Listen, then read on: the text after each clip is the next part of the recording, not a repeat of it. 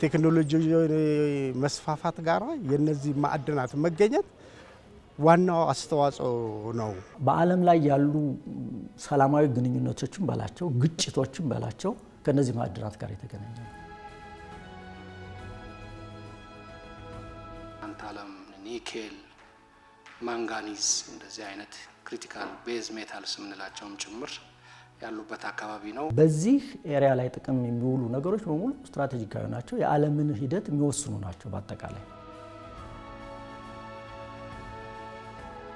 አሁን እንደ አገር ኦር መላክ ከጥቅሙ ጉዳቱ ይበልጣል። ቫልዩ አዲሽን ያስፈልጋቸዋል፣ በጥሬው መሄድ የለባቸውም በሚል መንግስትም ስለወሰነ ኢንቴንሽናሊ ያቆመነዋል።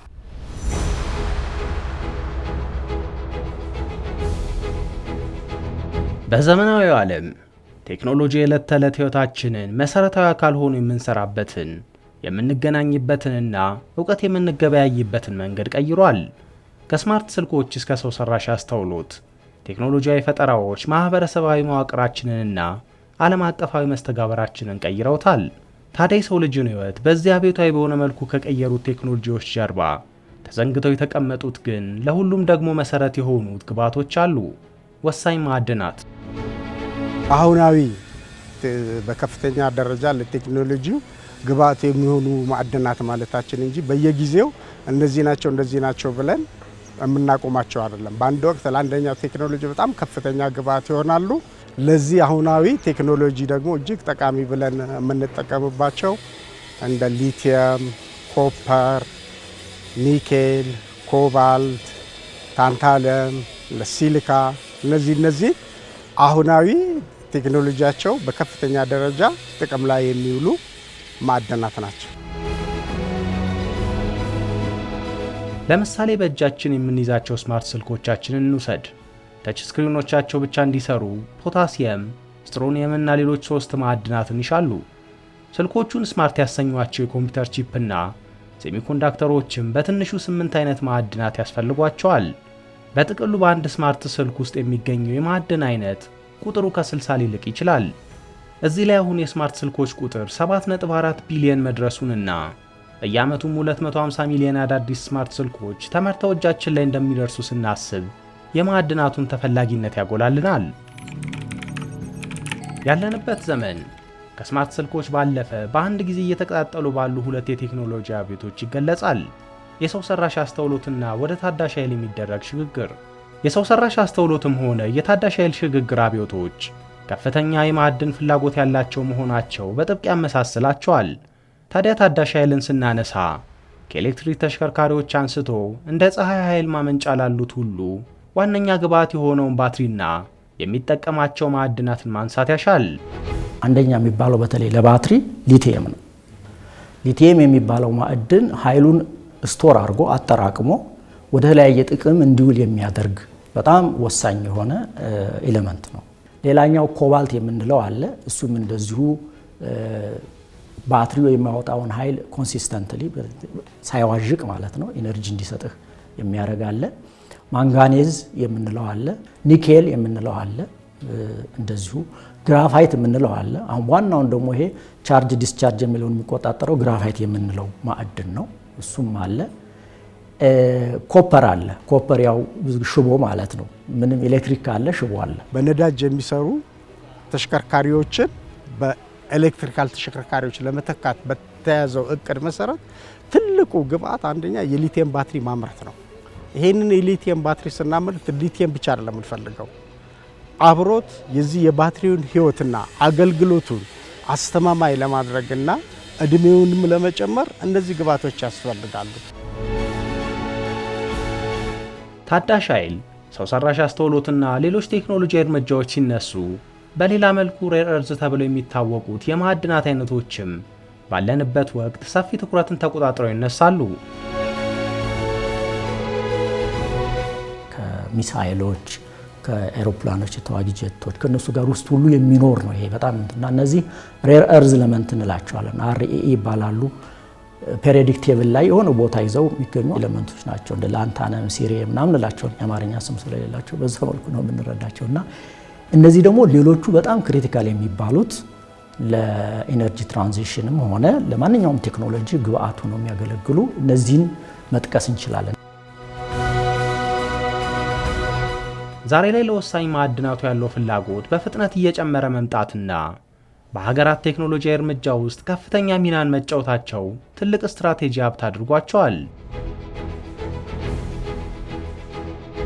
ከዘመናዊ ቴክኖሎጂ መስፋፋት ጋር የነዚህ ማዕድናት መገኘት ዋናው አስተዋጽኦ ነው።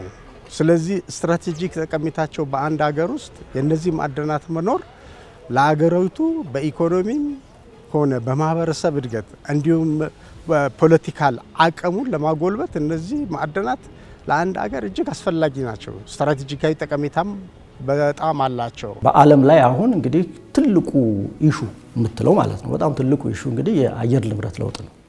ከሳይንሳዊ ምርምር እስከ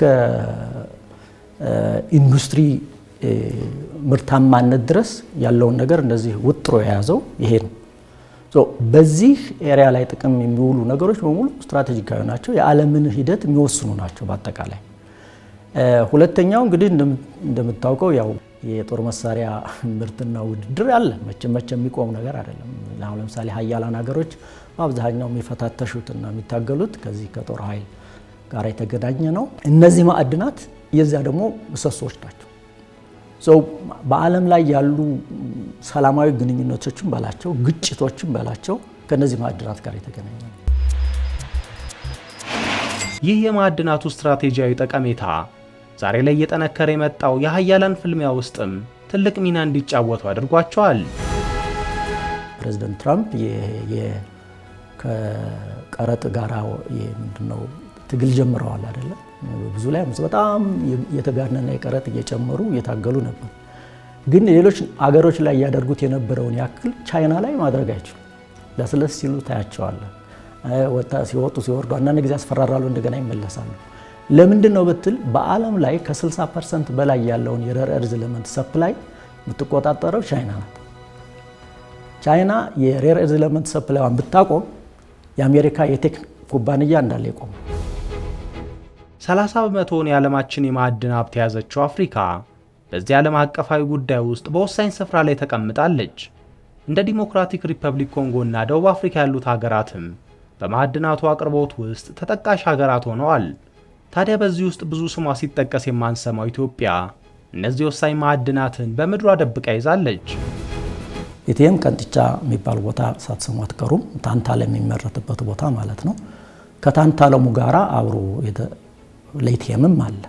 ሁለተኛ ኒኬል ያልኩህም እንደዚሁ እዛው አዶላ አካባቢ መኖሩ የተረጋገጠ ነው አለ። በሌሎች አካባቢዎቹም ምልክቶች እንዳሉ ይነገራል። ሌላኛው ግራፋይት ያልኩህ አለ፣ የተለያየ ቦታ አለ፣ በተለይ አሁን ሞያሌ አካባቢ። ሌላኛው ማንጋኔዝ ነው። ማንጋኔዝ አለን በተለይ አፋር ውስጥ ዳሎል አካባቢ። ይሄ ክምችት ጣሊያኖች ኢትዮጵያን ይዘውት በነበረበት ጊዜ ለብዙ ዓመት ምርት ይሰጥ ነበር፣ ያመርቱበት ነበረ። እነሱ ሲወጡ ተቋረጠ። በእርግጥ ክምችቱም ትንሽ ነው ከሚልም ነው። ኢትዮጵያ ውስጥ ኮፐር መኖሩ ተረጋግጧል፣ ኒኬል መኖሩ ተረጋግጧል፣ ኮባልት መኖሩ ተረጋግጧል፣ ማንጋኔዝ መኖሩ ተረጋግጧል። እነዚህ የተረጋገጡት በሀብትነት ደረጃ ነው። እነዚህ ሀብቶች አሉ። እነዚህ ማዕድናት በኢትዮጵያ መኖራቸው የተረጋገጠ ቢሆንም እስከ ዛሬ ድረስ ለምርት የቀረቡት ግን ጥቂቶቹ ናቸው። ይህም በሀገራዊ ማዕድን ልማት ውስጥ በይዘታቸው ልክ ሚና እንዳይኖራቸው አግዷቸዋል። ለዚህ በርካታ ተግዳሮቶች በምክንያትነት ይቀርባሉ። ወደ ልማት ያልገቡ ማዕድናቶች ምንድነው የሚጎላቸው? ሰነድ ነው። ምን አይነት ሰነድ? የጥናት ሰነድ፣ በሙያ የተደገፈ፣ በእውቀት የተደገፈ፣ በቴክኖሎጂ የተደገፈ እነዚህ ዲፖዚቶች ወይንም እነዚህ ክምችቶች መኖራቸው በትክክል ተረጋግጦ አሁናዊ ምርታቸውን ልናገኝ የምንችልበት ያለቀለት ዶክመንት የለም። ኢንቨስትመንቱ በጣም ትልቅ ፋይናንስ ይጠይቃል። በብዙ መቶ ሚሊዮኖች የሚቆጠር ዶላር የሚጠይቅ ነው፣ ቀላል አይደለም። ሁለተኛው ቴክኖሎጂ ነው። ይሄ ቴክኖሎጂ ደግሞ በብዙ ሀገራት የለም። ከሌለህ መግዛት አለብህ። ግዢው ደግሞ ውድ ነው። ሁለተኛው ቴክኖሎጂ ነው። ሶስተኛው በማዕድን ሴክተር ሰርቶ ጥቅም ለማግኘት ወይም ደግሞ ኢቭን ያወጣውን ለመመለስ በጣም ረጅም ጊዜ ነው የሚወስደው። አንድ ሀገር ውስጥ ለምሳሌ ረጅም ጊዜ የሚወስድብህ ከሆነ መረጋጋት ይጠይቃል። ስለዚህ ምንድነው የሚያደርጉት እነዚህ የዓለም አቀፍ የሆኑ የማዕድን ኩባንያዎች በጣም ይጠነቀቃሉ። ሌሎች እጥረቶችም አሉ። አንደኛው ለምሳሌ የኢንፍራስትራክቸር የምንለው የመሰረተ ልማት ችግር አለ። ከመንገድ ጀምሮ እስከ ኃይል አቅርቦት፣ በተለይ ኃይል አቅርቦት በጣም ክሪቲካል ነው። በ10 ዓመቱ መሪ ልማት እቅድ ውስጥ ከወሳኝ ዘርፎች መካከል የተቀመጠው የማዕድን ልማት በአውሮፓውያኑ 2030 ከ16 ሚሊዮን በላይ ሰው ኃይል እንደሚቀጥርና የኢኮኖሚ ድርሻውንም ወደ 14 በመቶ እንደሚያሳድግ ይጠበቃል። በዚህ ሀገራዊ እንቅስቃሴ ውስጥ የወሳኝ ማዕድናቱ ድርሻ ያድግ ዘንድም የጥናትና ተያያዥ ስራዎች በመከናወን ላይ ናቸው። በሀገሪቱ በመካከለኛው ምስራቅ አካባቢና በደቡብ አካባቢ ያሉ የጂኦሎጂካል ካርታዎችን የማናበብ ስራ ሰርተናል። ደቡብ እነዚህ ክሪቲካል ሚኔራልስ ሊቲየም፣ ታንታለም፣ ኒኬል፣ ማንጋኒዝ እንደዚህ አይነት ክሪቲካል ቤዝ ሜታልስ የምንላቸውም ጭምር ያሉበት አካባቢ ነው። አዲስ አበባ ዩኒቨርሲቲ ጋር ነው ይሄን የምንሰራው። ሌሎች እንደዚሁ ፕራይቬት ኩባንያዎችም አሉ። በውስን አቅምም ቢሆን በእነዚህ ብሎኮች ላይ የምርመራ ስራዎች እየሰራ ነውና ይሄንን አይነት ዳታ ነው የሚፈልጉት አልሚዎች ሲመጡ ጊዜ ሳይወስዱ ይሄን ዳታ ወስደው ገምግመው ቀጥታ ወደ ስራ ለመግባት የተመቸ ይሆናል ማለት ነው። እነዚህን ማዕድናት አውጥቶ ከመሸጥ ባልተናነሰ ከጥሬ ሀብትነት ለቴክኖሎጂ መሳሪያነት ግብዓት ወደሚሆን የተጣራ ምርትነት መለወጥ ትልቅ ስትራቴጂያዊ ሚናን ያጎናጽፋል። በኃይል ሽግግር ውስጥ ወሳኞቹን ማዕድናት በማጣራት ረገድ ከ70% በላይ ገበያ ድርሻውን የምትወስደው ቻይና የማትነቀነቅ ኃይል ካደረጓት ምክንያቶች መካከል የእሴትን ማዕከልን መቆጣጠሯ ነው። ኢትዮጵያም እነዚህን ማዕድናት ከማውጣት ባሻገር እሴት ማዕከል ለተሻለ ተጠቃሚነት በር ይከፍትላታል። አንደኛ እሴት የተጨመረበት ማዕድን ከጥሬው ማዕድን የበለጠ ዋጋ አለው። ሁለተኛው እንግዲህ በዛ ኢንዱስትሪ መቋቋም ምክንያት የምትፈጥረው የስራ እድል አለ። ሶስተኛ የሰለጠነ የሰው ኃይል ታፈራለህ። ይሄ ደግሞ ትምህርት ቤት አስገብተህ ሳይሆን ተግባር ላይ ተፈትኖ የዋለ ባለሙያ የምትልበት ነው። አጣርተህ እንግዲህ ስትሸጥ በዓለም አቀፉ የማዕድን ገበያ ትስስር ወይም ፍሰት ውስጥ የሚገባ ሰብሮ የሚገባ ሴክተር ይሆናል ማለት ነው። አሁን እንደ አገር ኦር መላክ ከጥቅሙ ጉዳቱ ይበልጣል። ኦር ብለህ የምትልከው ለምሳሌ ኮፐርን ብቻ ነው። ግን ያ የሚላከው ኦር ኮፐር ብቻ አይደለም ያለው፣ ብዙ ሌሎች ጠቃሚ ብረቶች አብሮታሉ። አንድ ማዕድን በተፈጥሮ ሲመጣ ብቻውን አይመጣም። ኮፐር ምንን ይዞ ይመጣል? ኒኬልን ይዞ ይመጣል፣ ኮባልትን ይዞ ይመጣል፣ ዚንክን ይዞ ይመጣል፣ ሊድን እና እነዚህን ነገሮች ወርቅንም ይዞ ይመጣል።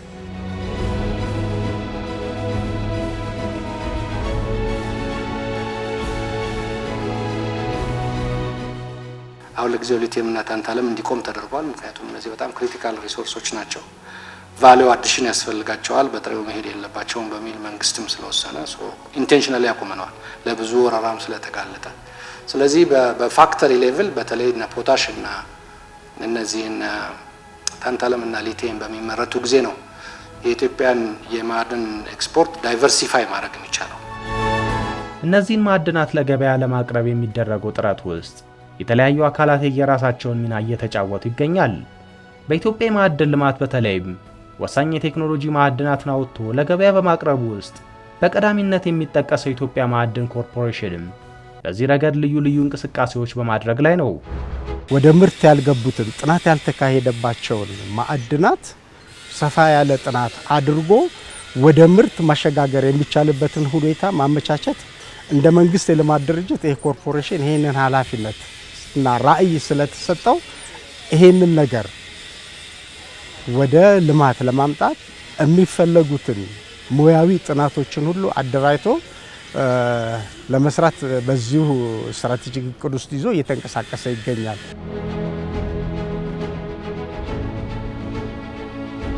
ኮርፖሬሽናችን ቀደም ሲል ከ82 ዓመት በላይ ልምድ ያለው ኩባንያ ነው። አሁን መንግስት ከፍተኛ ትኩረት ሰጥቶታል። ይህም ትኩረት ምንድነው? በመንግስት ኢንቨስትመንት ሆልዲንግ ግሩፕ ስር በማዕድን ዘርፉ በአዲስ አደረጃጀት እና በአዲስ መዋቅር እያጠናከረ ስለሆነ እኔ ይሄንን ነገር በደንብ አድርጎ መንግስት አሁንም ትኩረት ሰጥቶት ለዚህ ዘርፍ ወደ ነበረው ክብሩ ወደ ቀደመው ክብሩ እንዲመለስ ቢደረግ በጣም ደስ ይለኛል። ምክንያቱም ዛሬ የምናየው ሚድሮክ፣ የለገደንቢ፣ ቀንጥቻ የአፍዴራ ጨው፣ ሶዳ አሽ፣ እነዚህ የተባይ ማጥፊያ መድኃኒቶች ሁሉ የዚህ የኮርፖሬሽኑ ውጤቶች ናቸው። እነዚህ ሀገራዊ ብሎም እንደ ተቋም የሚደረጉ እንቅስቃሴዎች ዘርፉን በማሳደግና ኢትዮጵያም ከዚህ የቴክኖሎጂ ማዕድናት አቅርቦት ተጠቃሚ በማድረግ ውስጥ ትልቅ ሚና እንደሚጫወቱ ይጠበቃል። ሆኖም ዘርፉ ከዚህ የላቀ ጥረትን ይሻል። መንግስት ትኩረቱን ወደ ማዕድን ማድረጉን የአንድ ትልቅ አስቻይ ሁኔታ ነው። ይሄ መቀጠል አለበት ነው። ግን ሌሎች ነገሮች አስቻይ ሁኔታዎችን መፍጠር ያስፈልጋል። የፖሊሲ ማዕቀፎችን ማሻሻልና የውጭ ኢንቨስትመንትን መሳብ የሚችልበትን ሁኔታ መፍጠር ያስፈልጋል። ሁለተኛው አስተማማኝ የሆነ የጂኦሳይንስ ወይም የስነ ምድር ዳታ መረጃ መኖር ያስፈልጋል። የሰለጠነ ሰው ኃይልም ችግር አለ። በነገራችን ላይ የሚፈልገውን ያክል አይደለም። በጂኦሎጂና በኢንጂነሪንግ በቢዝነስና ኢኮኖሚክስ በዚህ ሴክተር ለዚህ ሴክተር ተስማሚ የሆነ የሰው ኃይል ሊኖር ይገባል። በማዕድን ዘርፍ የሚፈልገው ትልቅ ካፒታል ነው። ይሄን ትልቅ ካፒታል ደግሞ ግለሰቦች ወይ ኩባንያዎች ብቻቸውን አይችሉትም። ከመንግስት ጋር በመደጋገፍ 1-2 ደረጃ መሄድ አለበት ወደ ግለሰብ ልማት ለማስኬድ። በቀላሉ ሳይት ላይ ሙከራ አድርገ ወስደ አስፍተ ልሰራ የምችልባቸው እጅግ በጣም ዘመናዊ ቴክኖሎጂ በጣም አሉ። ግን እነዚህ ዘመናዊ ቴክኖሎጂ ቀደም እንዳልኩ አቅም ይፈልጋሉ። በአንድ ግለሰብ ደረጃ የሚሆኑም አይደለም ወይ በአንድ ኩባንያ የሚሆኑም አይደለም። በጣም ትላልቅ የሆኑ ማይኒንግ ካምፓኒዎች፣ ኤክስተርናል ማይኒንግ ካምፓኒዎች በዚህ ልምድ ያላቸውን ጋብዘ ከነሱ ጋር ጆይንትሊ ብትሰራ አንደኛ ቴክኖሎጂውን ታመጣለ፣ ሁለተኛ እውቀት ታመጣለ፣ ሶስተኛ ሀብትንም ታመጣለ።